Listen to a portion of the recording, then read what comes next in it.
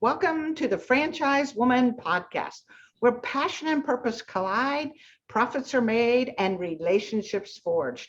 I'm Rebecca Monet, CEO and Chief Scientist at Zoracle Profiles, along with my co-host, community advocate, speaker, author, and entrepreneur, Tracy Kawa.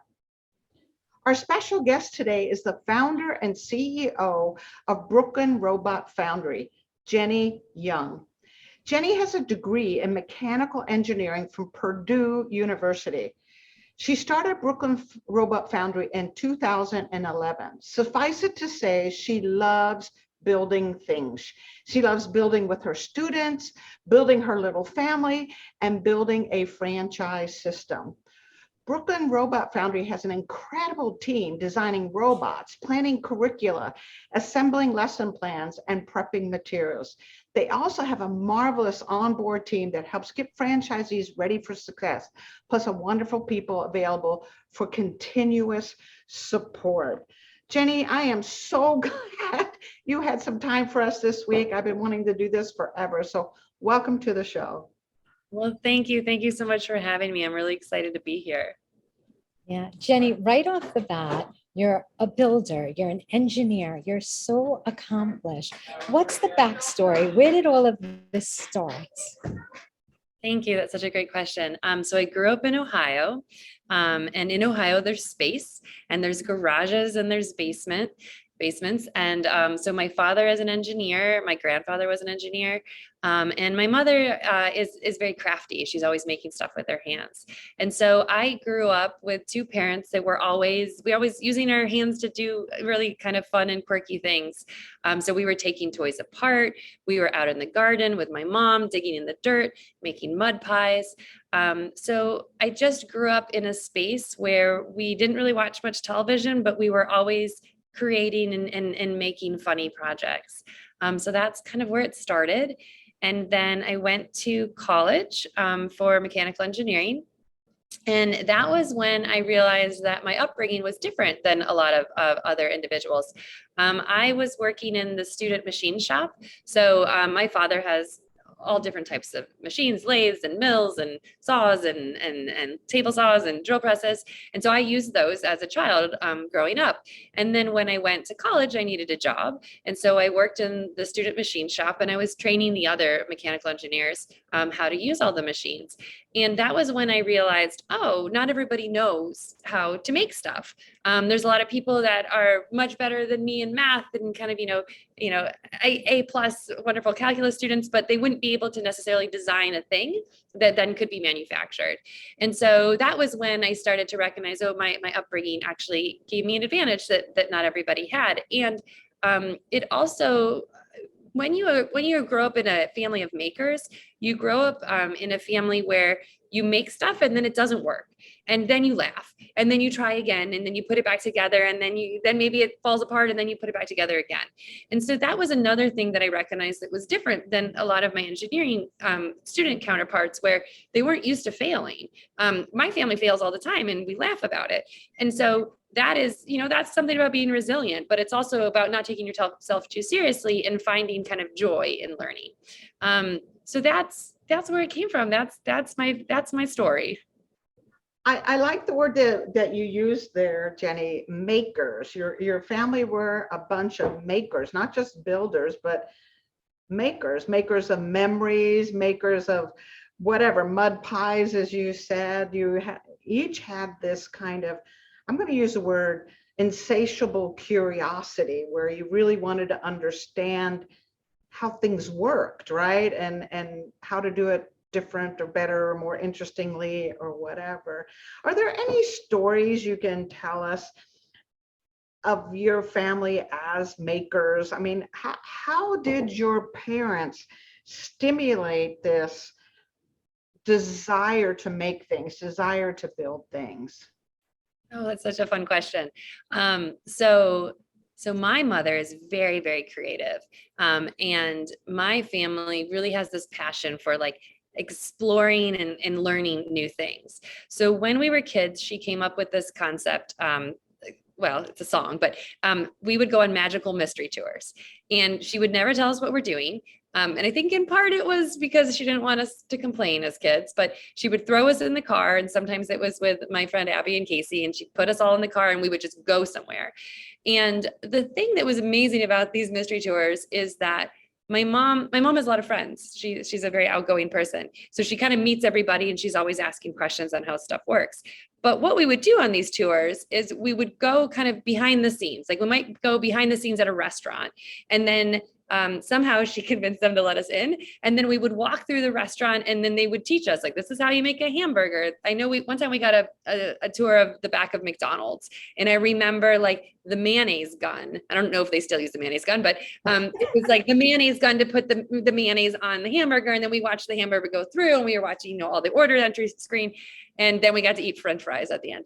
And so, but that is just a very typical outing that my family would do. A lot of families would go to the beach for spring break. We went to the Corning Glass Museum and learned how glass was made and kind of the different levels of the different types of glass and what you use glass for. So it definitely was just raised in a way where we were very curious about kind of exploring how the world works and understanding as much as you possibly can. And then to your point as well, my family is always trying to figure out how to make everything better. We like to make everything more efficient, which is probably like maybe annoying to my spouse at times, but you try to do something, you're like, no, wait a minute. I think if we just tweak this one little thing, it could be even better.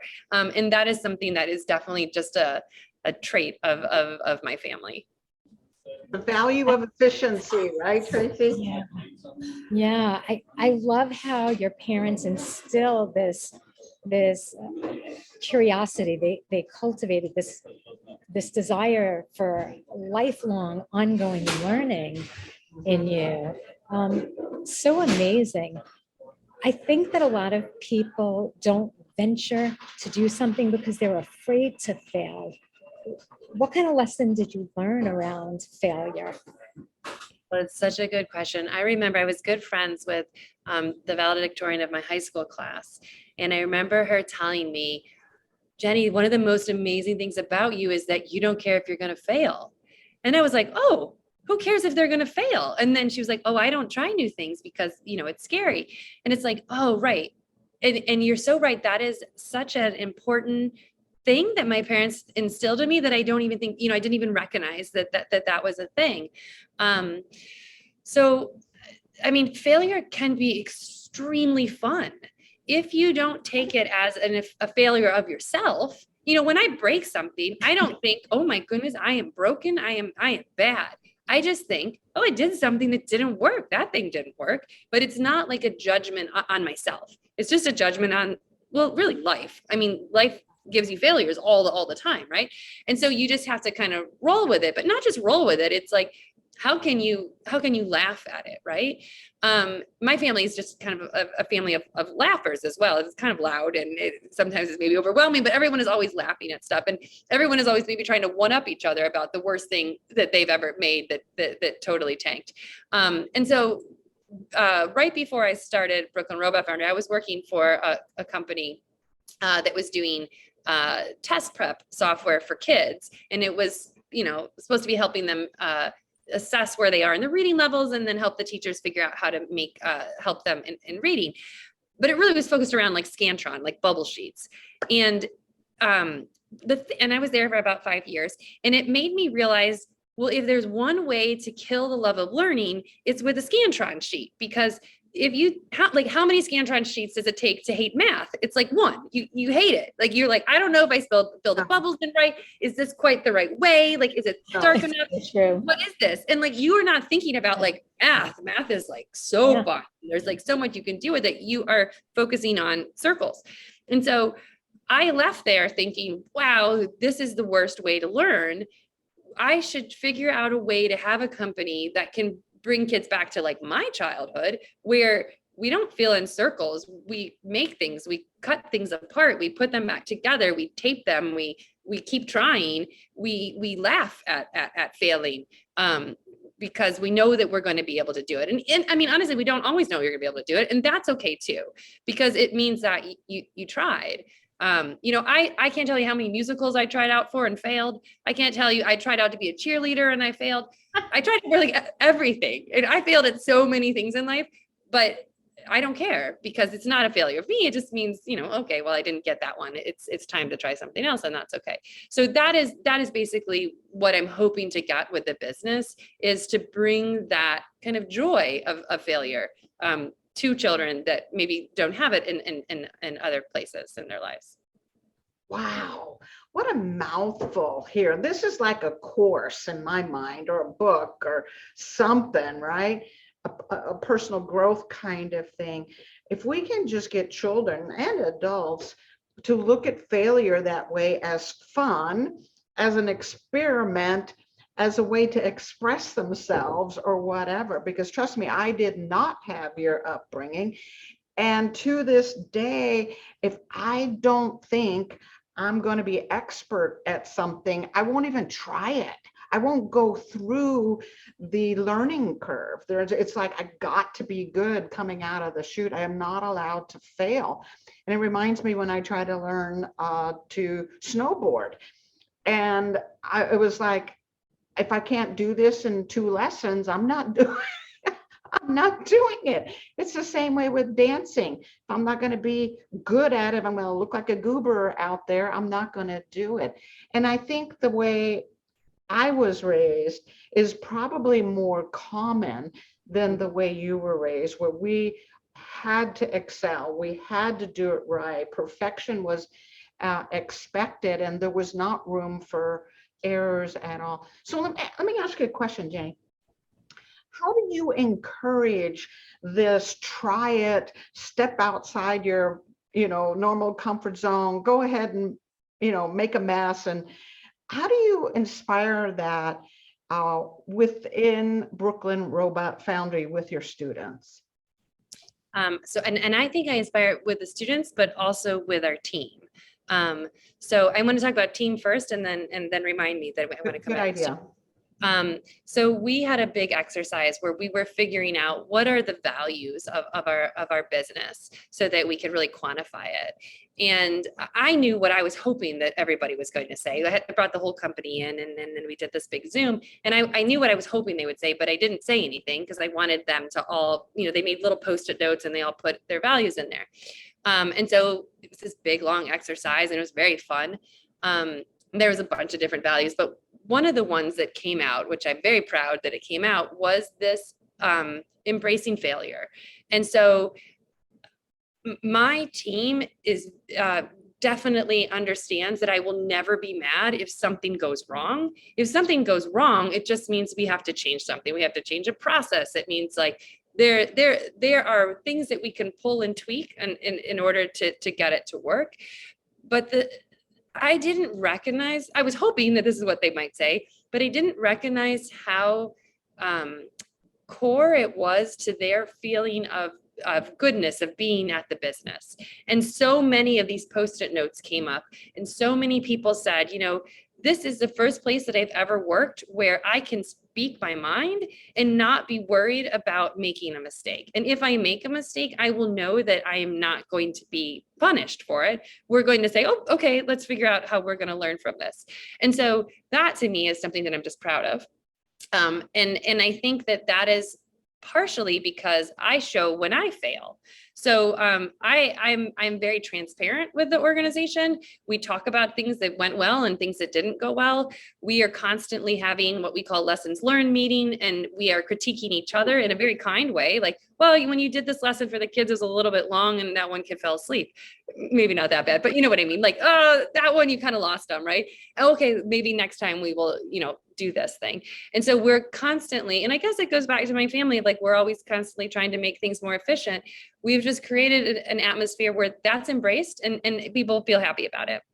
And so I think it kind of comes from the top down though. So this is what we're teaching our teachers. We're teaching our teachers at the end of every class, you're going to sit down, and even the most junior teacher is going to give feedback up and down to, to the most senior teacher. We're giving feedback to our design team who has designed the robots, because they're not always perfect, and we want to just constantly be improving on it. So that is how the whole company functions. And that then gets down to the student level. And so we allow the when we design a robot, if it takes one of our expert one of our expert builders, about 7 minutes to build, it'll take a kid an hour and a half. And that is intentional because we want them to maybe put it together a little bit wrong and then turn it on and say, oh, that doesn't quite work. Where can you adjust? Where can you move that screw? We want them to be able to feel comfortable with the screwdriver. They might be turning it the wrong way. They might be a little floppy with their fingers. You know, they're not experts yet at using a screwdriver. So we want to give people the space to kind of work at their own pace. But then we also design projects that are very open-ended and are using just craft materials, and it has electronics, but it also has craft materials that kids would have in their normal art class. And we do that so that they're not scared of it. They're like, oh, I've seen a popsicle stick before. I know what a balsa wood is. But then we add in screws and we add in motors and we add in electronics to make it less intimidating. But at the same time, we have designed these things unlike a Lego robotics where it always goes together and it always looks exactly the same. We are giving them that flexibility to make it look like what they want, but we're also giving them a little bit of flexibility in there in a constrained way, where if they put the pieces in not quite the right way, it's not going to be optimized. And we want them to then understand that they could change this little thing and then that car is going to run a little faster, or that robot is going to walk a little bit better, or that spinner thing's, going to spin nicer. So maybe that wasn't the best example, but anyways, we are intentionally making it open-ended enough that there is that flexibility for them to do a little bit of failing and then overcome that failure. Wow. Wow. Sorry, my background's a little bit noisy, but I love the fact that you're actually helping them to become even more resourceful it's kind of like you have a guided failure, right? Like now that you know how to fail, how do you tweak it to win or to succeed or to make it even more powerful than it was before? What ages are your classes for? We start at 2, which always blows 2? everyone mind. Yeah, 2. I didn't expect you to say that. I know, nobody does. We start at 2. No, that's a caregiver kid class. 2 to 4, you have a caregiver with you. And then 5 to 12 are classes. We sometimes do classes with adults and kids at that age, but a lot of times it's just a kid-only class. And then we also do adult classes. So I think, Rebecca, you had an interesting point earlier, which a lot of adults don't know how to fail. And so we do corporate team building events. And it is so fascinating because the vast majority of adults feel very uncomfortable building because they are like, well, my wire is slightly longer than his wire. Is that okay? And is this exactly where I'm supposed to put the screw? And does mine look okay? And does the battery pack go this way or does it go this way? And we're trying to teach those adults the same thing. Like, actually, you can put the battery pack wherever you want. Like, it doesn't matter. And your screw's a little crooked, but who cares? Your robot is still going to work. And so, anyways, so basically 2 to adult, but we kind of skip late middle school and high school. I'm going to have to sign up for one of these. This is brilliant. And I know my 4-year-old grandson would love this kind of thing. And I think the younger we begin to teach them the curiosity and using their hands and using their minds to solve problems, and that there are many ways to come to a resolution or get where you want to go, the more confidence I would think you would be building in these children. And then of course in the adults, to kind of dismantle, I have to be perfect, or the rules have to be very precise so I can follow them. You're dismantling that in adults, and at the same time for children, you're building a foundation of confidence where they can explore even more. Exactly. You're empowering them. You are giving them skills, and then they feel ownership towards the thing that they built. They feel more confident in themselves. They just feel empowered to, I'm a problem solver. That's everyone's like, oh, are you trying to make the next generation of engineers? And it's sure, some of them will be engineers, but more importantly, we're trying to create the next generation of problem solvers, where they say, I'm empowered to actually come in, dissect that problem, and then be able to fix it. Jenny, do you have any stories of personal transformation. Maybe a student who came in and started out as, X, and all of a sudden they realized, oh, there was an aha moment. Oh, I do. I have such a fun one. We have this one student that started with us when he was 5. And he was tough when he started, and he needed a lot of guidance. And there was a point where he would sit at his own table with one of our teachers going back and forth, and he would kind of do whatever it is that he wanted. And he didn't interact a ton with the other students. And he was like, this is the project I built. And even if we were trying to build something else. And so, it took a lot of management. And then he stayed with us from kindergarten all the way through until late middle school. He even stayed longer than he probably should have. And the difference that has happened. So he started from a kid who really didn't want to listen and do anything, although actually maybe he still doesn't want to listen and do anything, but he then got to a point where he was interacting with the other kids and giving them positive feedback and critiquing, but in a really kind way, and helping the littler kids as he went through. And then when he was in middle school, we just let him come and use like all of the equipment, which his parents signed off. And then he was drilling holes and he was soldering and he was doing all types of like really, really out there, amazing projects. And that's just because we loved him, because we had him from the beginning. And now he's a teacher with us, which is like the best thing ever. That's amazing. So he's like redid all of our templates for what our teaching curriculum looks like. And I'm now going to write him a recommendation for college. And so it's just like all of these things are just like so fun. So that's maybe, a good one. Wow, what a great story. Which brings up another subject. As a mechanical engineer, and in life in general, when I'm solving problems, working on projects, many of those projects aren't in isolation. I am working with others. Is that part of what your programs encourage, is the feedback of one another, the collaboration and coming up with solutions? Is that part of what this whole process is for them? Yeah, for sure. There's a couple aspects I want to talk to you about that. So we've been doing this for 11 years and we have 1,000 projects that we've designed. And I don't know what percentage of those, I should probably figure out what this number is, but a good number are from projects that children designed that then we've maybe tweaked a little bit, but then have kind of gone into our core curriculum. And the thing that is interesting about that is that, what we were talking about earlier, where we as adults have a boundary of understanding of what we think life is. And children just don't have that structure yet, right? They haven't been put into the box like the rest of us. And so what will often happen is a kid will say, I want to make this. And in our heads, even us who we try to be out there, we think that's totally not going to work. Like there's no way that is not going to work. And then amazingly, the kid does it, right? And so that is something that is super fun. And then if the project is remarkable, which oftentimes it is, because it is outside the box and it is doing something that we wouldn't have thought possible, we then put it into our curriculum. So that's not quite what you're asking. But one of the things that we do with kids, we do like a show and tell at the end of the day. Let's say that they're with us for a full day session.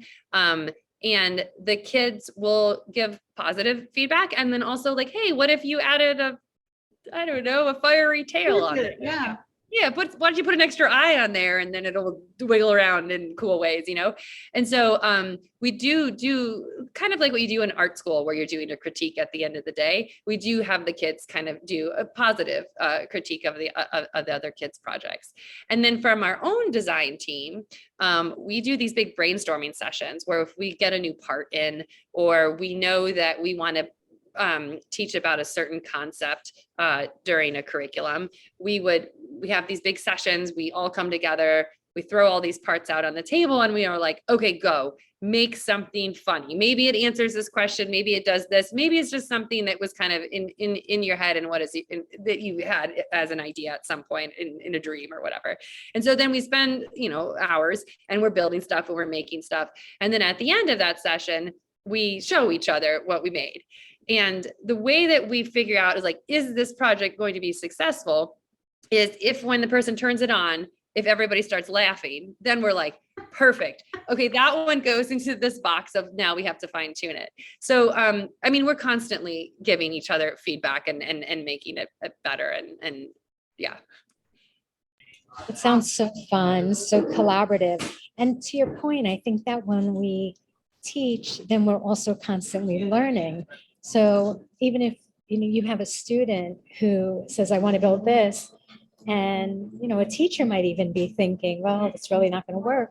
But we're constantly expanding, and we're constantly expanding our own comfort zones and our own perspectives.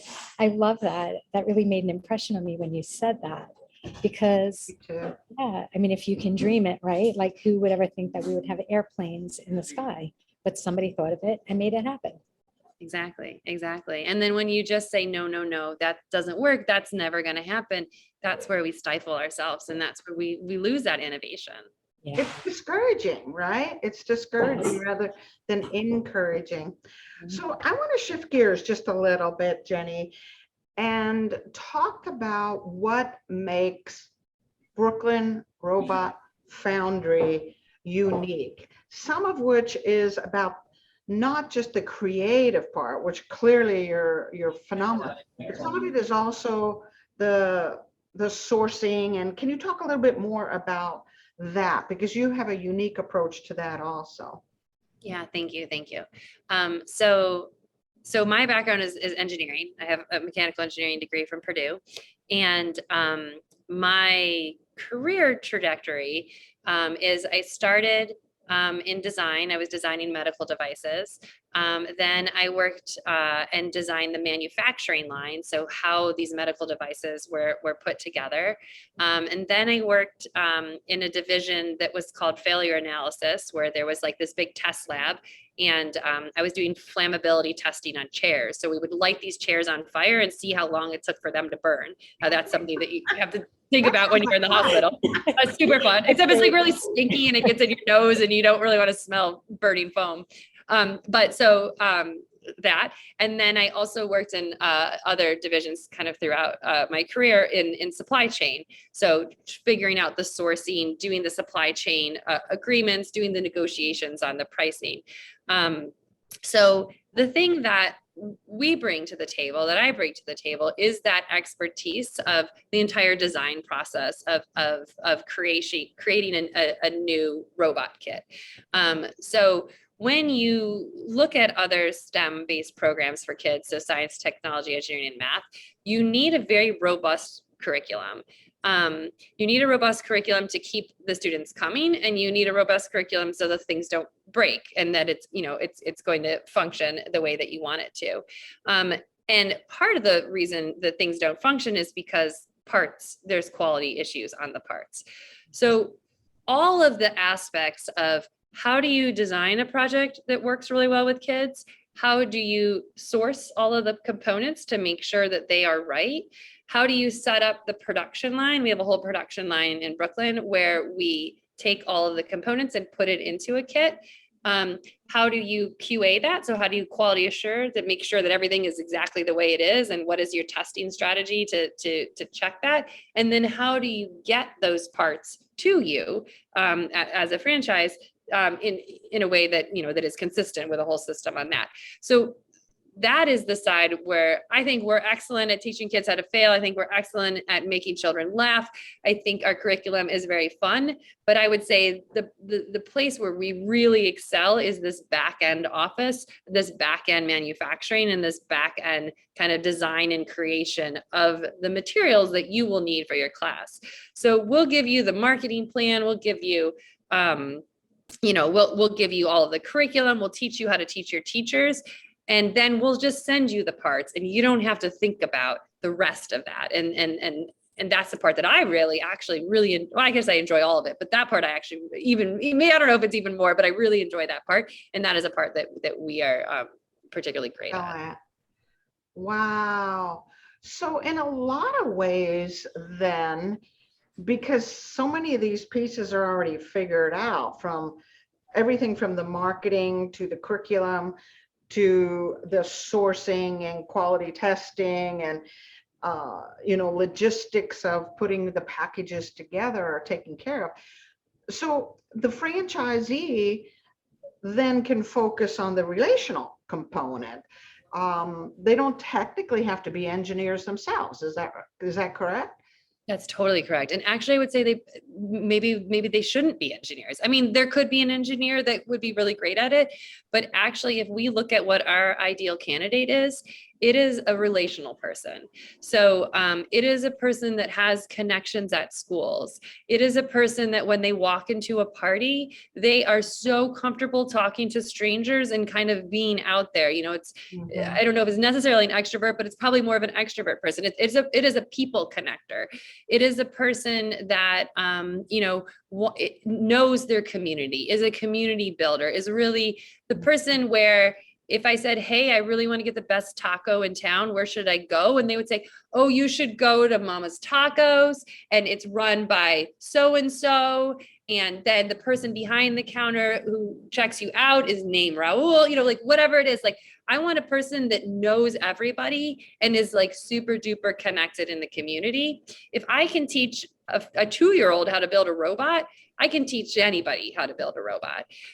So you don't have to have an engineering degree. That's not the thing that we're looking for. We're looking for a person who understands finances. This is a business. You got to make money. You got to work really hard. You got to have the mindset that this is not a hobby. This is something that you are going to be changing your life. You're going to be, you're going to have this opportunity to make a lot of money, and you need to be thinking about that. But you also have to be thinking about the ways to expand it is to be able to reach out to the community to get your program into more places. And then also the way to expand this is so we're a mobile-based business. So it's not a brick and mortar. You will be running the program within schools, within community centers, at people's houses and corporations. So the more locations that you have, the more programs you can run. And then the other side of that is that you have to hire and retain and train teachers. Yes. So you have to be a person that people want to work for. You have to be a person that people trust. You have to be a person that knows how to mentor people. You have to be someone who can give direct feedback in a way that is soft. Hard enough when it needs to be hard, but soft enough when it doesn't. You want to be a person that people come to when there's an issue and then be able to help them kind of through that. So we are really looking for people. That is the most important part of being a franchise. I'm so glad you clarified that, because I think a lot of people, when they see a STEM program, assume they have to be mechanically inclined, they have to understand math, they have to be these, critical thinkers. But the reality is, to run these type of businesses, you don't have to be. You have to be a people person that knows Raul behind the counter at the taco shop. Exactly. That's exactly right. I mean, because we will teach you. We have a whole lesson plan. Every single project that we give you has a very, very detailed lesson plan with step-by-step instructions on how to build it. There's an animated GIF that shows you what does the project look like. There's a circuit diagram, so the circuitry behind how it works. There is words of the day. So we'll tell you, you're going to teach the kids about motors today. This is what a motor is. You're going to teach the kids about, a linkage, and this is what a linkage is. And so we will train you on how to do it. We'll train you on how to build the projects, but you are going to be given step-by-step instructions. And not only are you going to be given step-by-step instructions, we've designed a super robust curriculum. So if you get a customer coming into the mini makers projects, which is like the 2 to 4 year old range, they can stay for 7 years and never have repeated a project. That's how many projects that we have. Wow. And it will give you the complete curriculum for that. So you don't need to think about it. You just need to know, I'm going to run a mini maker event for 2 to 4 year olds, and it's going to be 4 weeks long. We're going to tell you that. And then we'll just send you the materials, and then you just follow our curriculum. So you don't have to do any of that. We will tell you, this is what you do at this time of the year. This is what you do at this time of the year. And this is what you need to order from us. We'll give it to you, and then you just have to execute it. So you have to be a business mind. You have to know this is not a hobby, and you have to be a super people person and able to go out there and make connections and be able to manage your teachers.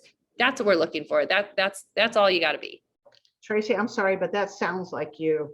You know, I was thinking that, It sounds Rebecca. like I you. was literally thinking that. That literally went through my mind.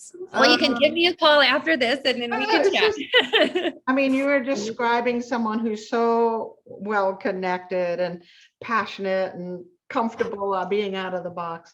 So we are kind of at the top of the hour. So I want to make sure that folks know, and then Tracy, I want you to wrap up with your thoughts.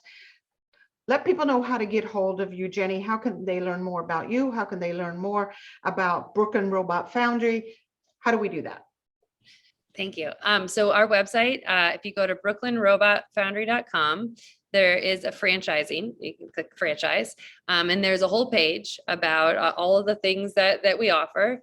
And there's a contact form at the bottom. Maybe we could even link directly to that. And if you are interested, you can just give us your name and your email address and your phone number, and then we will reach out and set up a meeting and give you information and provide you with some documents and assets, and you can ask us lots of questions.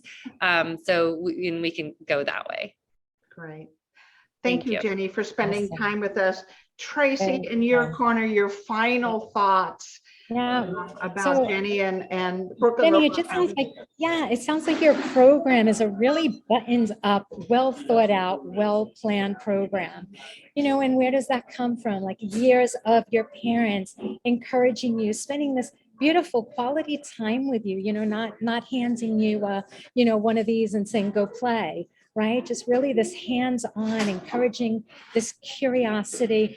And I have to applaud you, and I'm sorry about my noisy background, but I have to applaud you for this whole concept of failure by design. Yes. Failure by design. I love it. I think it gives, you know, people that permission to get up and go, to try. It gives kids that permission to not be shy, to not feel judged, to actually become more resourceful, to develop these critical thinking skills that are actually being like minimized to a certain degree in traditional school. Yeah. So I love the program. I love what you're doing. And thank you so much for, you know, this opportunity to get to know you better and to get to know Brooklyn Robot Foundry. Well, thank you so much. This was such a fun interview. I really appreciate it. It's always nice talking to you. Well, you are an inspiration. I'm already thinking of ways that I can teach my children some of the things that your parents taught you, to get their hands dirty and do things that causes them to be curious and be okay with failure. So thanks again. And thank you to the rest of you that have listened in today to the Franchise Woman podcast, where passion and purpose collide, profits are made, and relationships are forged. We'll see you next week for another edition.